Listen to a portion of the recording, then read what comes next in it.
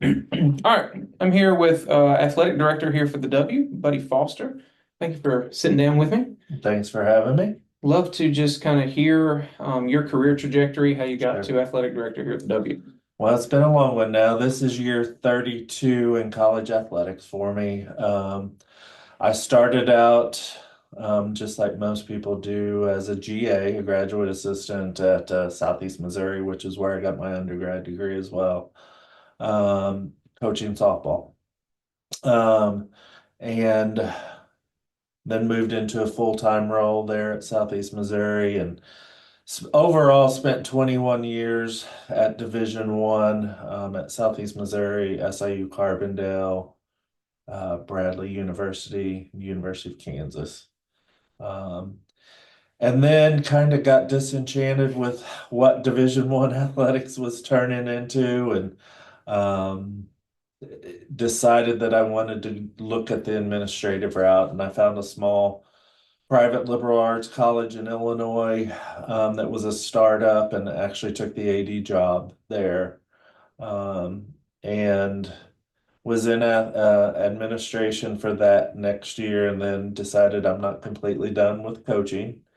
So I took an opportunity to drop down to the Division III level um, at Greenville University, which coincidentally we're in their conference now, and took the job as the head softball coach and the director of compliance, athletic compliance. So I was still in an administrative role, but I was still being, so it was kind of the best of both worlds. Um, with COVID, their enrollment dropped drastically, and then being a small private liberal arts school, they were in danger of potentially closing. So I kind of hit the panic button and said, okay, I've got to find another opportunity. And so 5 years later, we are here. I started out as the head softball coach here, moved into the assistant AD role when the previous AD took over, and then was the interim on two different occasions, and then finally got out of coaching and have been in the AD role now for a little over a year. Okay. So. Well, so tell us, how does the athletic director role differ or but also kind of connect with the coach's role Yeah, within yeah. the department like this? I pride myself in kind of being just like coaches can say they're a player coach. They're really invested in their players. I feel like I have that same kind of investment with my coaches. I understand what they're going through, the struggles and all that they have to, kind of navigate and dealing with, 18 to 21 year olds and making sure that the experience is a positive one and trying to and then the unique part about this place is we're relatively a new athletic department is establishing a culture within all of our teams. And then I'm trying to do the same thing with the athletic department because we have had turnover in leadership. We're 7 years in, I'm the third athletic director. So just trying to grow a foundation not only for our athletic teams, but our department as a whole. So there's a lot of symbiotic relationships that happen. We want our coaches to really be invested in our student athletes and giving them a solid foundation to have a good experience. On the flip side of that, we want to keep our coaches around. So we want to be able to afford that kind of same experience for our coaches so that it trickles down to our student athletes.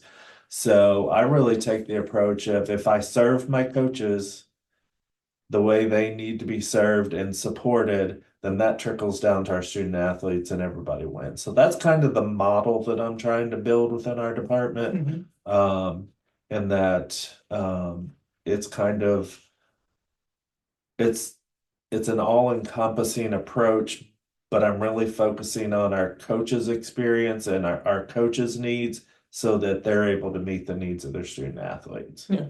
So what's kind of your day-to-day job role as athletic director? Putting out fires. No, I just oversee a lot. What's happened is now that I took over, I was able to restructure kind of our administrative kind of arm of the department. And now I have a full-time assistant AD, which that's his sole responsibility. He has no coaching responsibilities. I have a full-time business person that takes care of all of our contracts and our billing. And, we have about 300 and some contracts a year through all of our teams. So that job is very cumbersome. And honestly, last year I was doing all three by myself. So I'm very happy to have the structure we have now.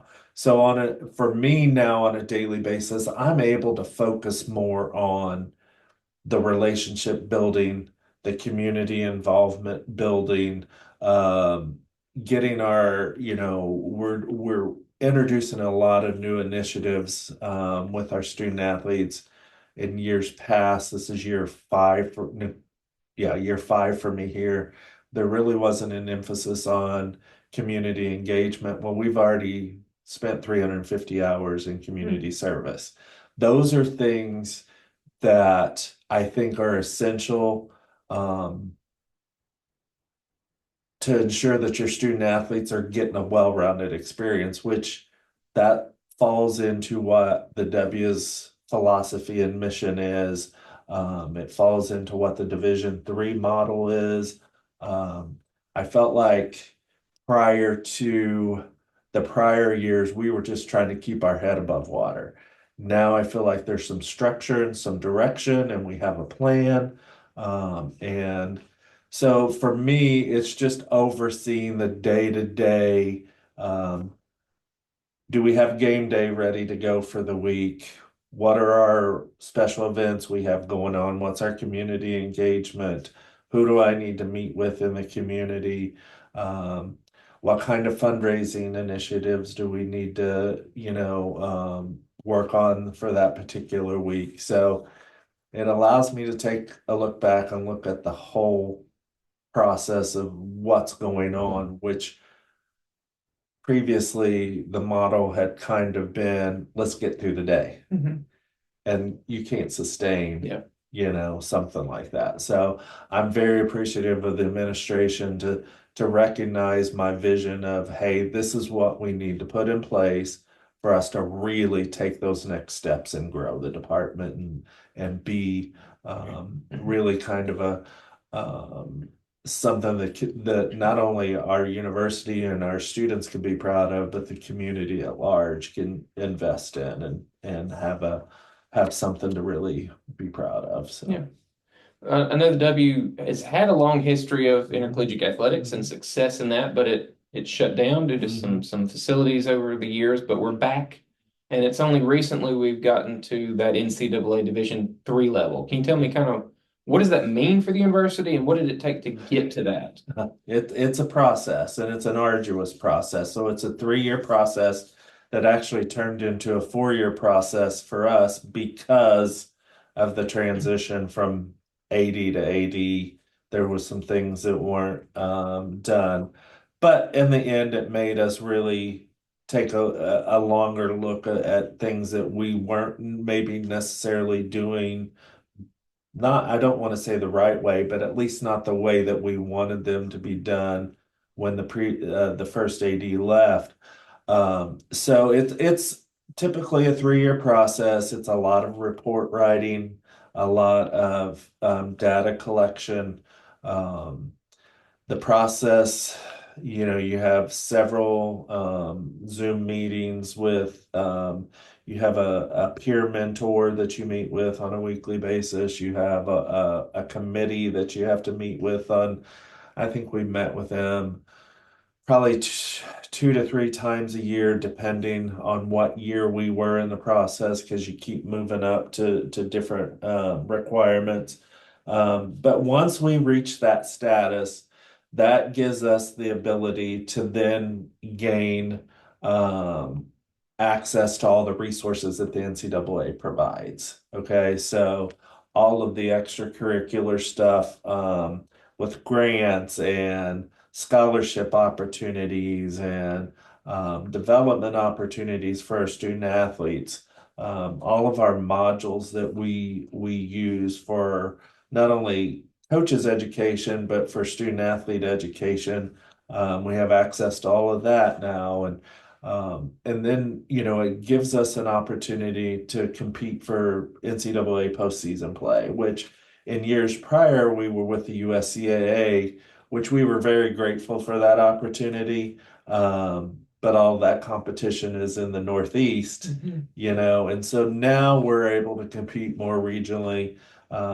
Schools like us in the region were hard to schedule because we didn't count on their schedule because we weren't an NCAA school. Well, now it's easier to schedule those folks because we do count towards their minimum. So it just opens more opportunities for our student athletes, and um, it's a it's a at times you appreciate what the Division III model is because it's a much pure process.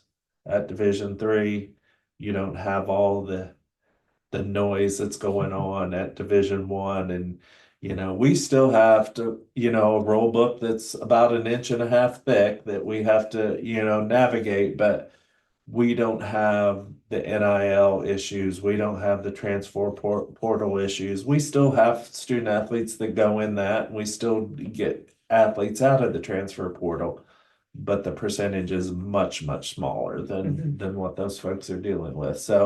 Um, so it's just for us, it's a feather in our cap to say, okay, we've gotten over the major hurdle that we need to get. Okay, now we've got all the foundation that we need. Now let's continue to grow the department and keep moving us forward. So Yeah.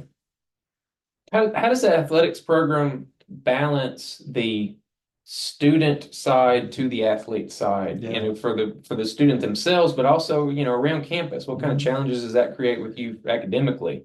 Well, unfortunately, because we chose as an institution to go the Division III way, that's the Division III model and not that at Division I academics is not important, but it's not as emphasized as it is at Division III. Division III is academics first, and it's a holistic approach to the student athlete experience.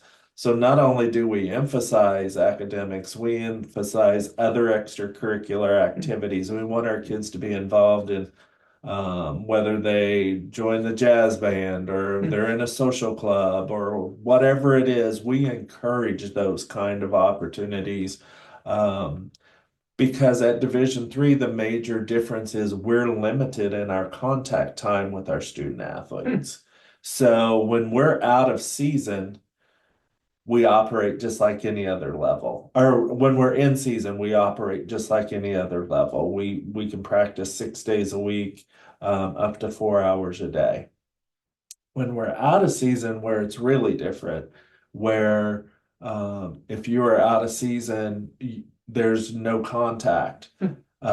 So with a few minor things, there are some sports that have what we call non-traditional season, where you have 4 weeks of practice that you can go 4 days a week. But outside of that, you can't require weightlifting. You can't any kind of conditioning.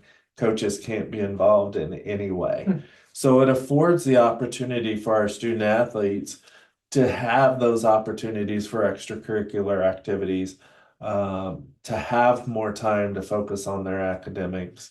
Um, Something that's really important to me is the academic side of it. And I actually have instituted an academic program that's in-house.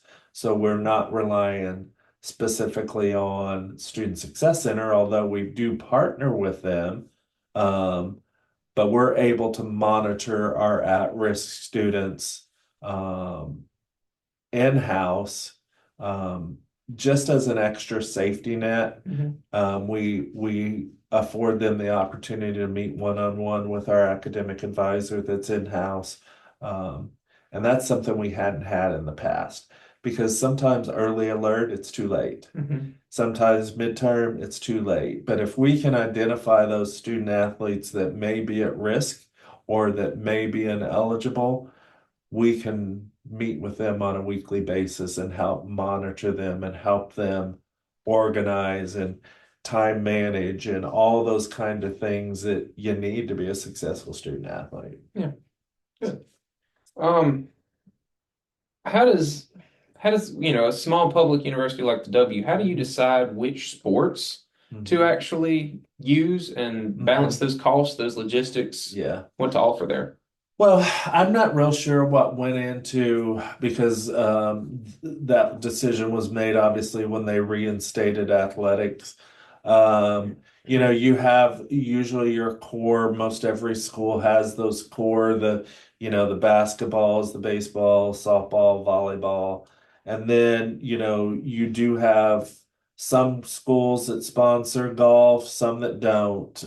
In our conference, the only conference sport that is not sponsored by the St. Louis Intercollegiate is tennis. Hmm. And so, in that regard, our conference affiliation's a really good match for us. Now, we did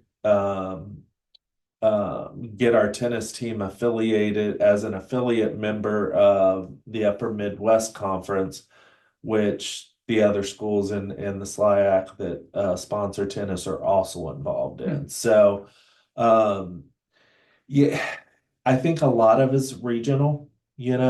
You'll see a lot of the Northeast schools, which where a majority of the private liberal art Division III schools are. There's 400 and something at the NCAA level, and well into the 200s are in that whole Northeast region. Um, a lot of them will have the rowing, the Mhm. lacrosses, the field hockey, because those are sports that are played at the youth level and the high school level in Mhm. that area. You don't see many high school lacrosse programs around here, or even wrestling. There's a couple sports that are really starting to take off at the NCAA Division III level, and wrestling and women's wrestling are two that are starting to really Hmm. kind of take off at our level. As a matter of fact, our conference just added wrestling as a sport. So the natural progression is we're going to at least maybe look at that and what Mhm. that cost is and that sort of thing.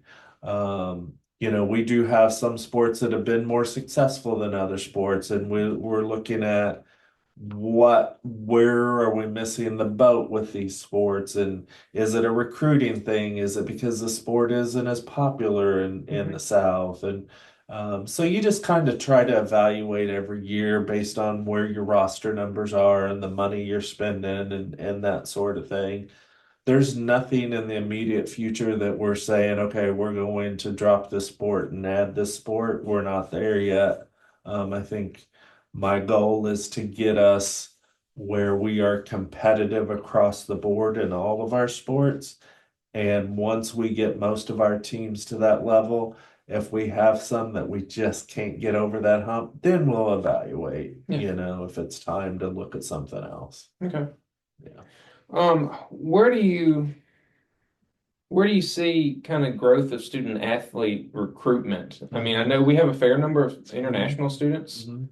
and it seems like a lot of them in more recent years have come through Mhm. because of the athletic program. Is that a unique challenge to recruit them, or It extra is. logistics for y'all on that It end? is. It's kind of um we've been fortunate that a lot of the JUCO system in Mississippi, specifically in the sport of soccer, recruit a lot of international Mhm. students, and then they're looking for a place to continue and to get their degree from. So most of our international student athletes have come through our soccer programs. Um, I have been working with our admissions office, and we both have decided that we're going to write it into our budget that we're going to work with an international recruiting Mhm. agency that is specifically athletes. Um, in the next budget cycle, because I do think there is a market here because one of our affordability versus other private Division 3 liberal arts Mhm. schools, those private schools can get you into 40, 50 grand really quick, so I do think our affordability with those international students, because they have to show proof that they can pay before they, get that visa. I think we can draw more. And I think that's a win-win for us because again, that exposes our students to different cultures, and different student athlete experiences. And so we would definitely like to expand that opportunity. My I'm one that likes to look at something holistically, so I want to make sure that we have the resources not only as a university but in-house to support those folks if we get a mass influx of international students, what do we have in place to support them? Can we get them here? Yeah, we can, but if we get them here and we can't support them, it doesn't serve anybody. So those are things that I'm actually currently been looking into. How can we incorporate kind of because I'm sure there will be some situations where there may be some academic struggles just because of the culture change or whatever. And I want to make sure that we're able to support those folks. Yeah. So I guess any advice you have for current students to, flesh out the resume, get this in mind of if they're looking at a sports industry career and, all these different areas that they can go into, what kind of advice would you have for them as they're still in school? I think the biggest thing is, and I have two of my former players who are actually working at big Division 1 schools in athletic administration. Um, don't limit yourself, be willing to get outside of your comfort area. One is in North Carolina at Wake Forest, and had I you told me that 7, 8 years ago that she would leave Greenville University in the St. Louis region, I would have told you there's no way, but I convinced her that, hey, you never know what's out there. She started at a small Division 1 school in Iowa, and now she's the director of marketing for the athletic department at Wake Forest. So I think that's the biggest thing is kind of find out there's so many arms of athletic administration, whether you want to go the professional route or what have you. I have 3 or 4 kids that are in the minor league system in the marketing kind of sales area of minor league sports. One is a video content producer for a minor league team. So probably don't limit yourself. Be willing to gain experience, even though it may not be your dream job. And if it's college athletics that you want, start out as a GA. You know, I started out as a GA. I learned a lot of humility as a GA. You wear a lot of hats, but you gain a lot of practical knowledge as well. So be willing to take on opportunities that again may not be your dream job or your end destination, but kind of look at it as a continuation of your education and you can continue to grow. And I did not have aspirations to be an athletic director. I was going to coach my whole life, and I was fortunate enough to coach for 30 years and have been in administration now a little over 10 overall. And I think that for me, I got to a point in my life where I just wanted to spend more time with my wife and not be on the road. And fortunately, had the opportunity and to go full-time administration a couple years ago, and in a lot of ways, I'm coaching still, you know. So there are so many opportunities, whether it's college athletics, any like I said, professional sports, minor league sports. It's just don't limit yourself and be willing to get outside of your comfort zone and kind of experience different facets. Mhm. I think it's like trying to discover a major, Mhm. you know, and I think what you find in being able to stay in athletics is, especially if you're an athlete growing up and you participated in college, it affords you an opportunity to still have that competitive flame, you Mhm. know, kind of. But you don't have to be sore the next morning when you wake up. So I'm very fortunate and blessed to be able to do what I do, and Yeah. I'm very thankful for the opportunities that I've been given. The road has not been a straight one. I've taken turns, and the coaching profession, you never know what's. I'm fortunate that I've never lost a job, but I've also gotten better opportunities through the process. So, um, if you go into athletics to think that your job is going to be a straight road, I can promise you at some point you're going to have zigzags along the way, and Mhm. just embrace them. Yeah. Well, great. All right. Thank you so much for your I time. appreciate it. Thank Great. you. All right. See y'all next time.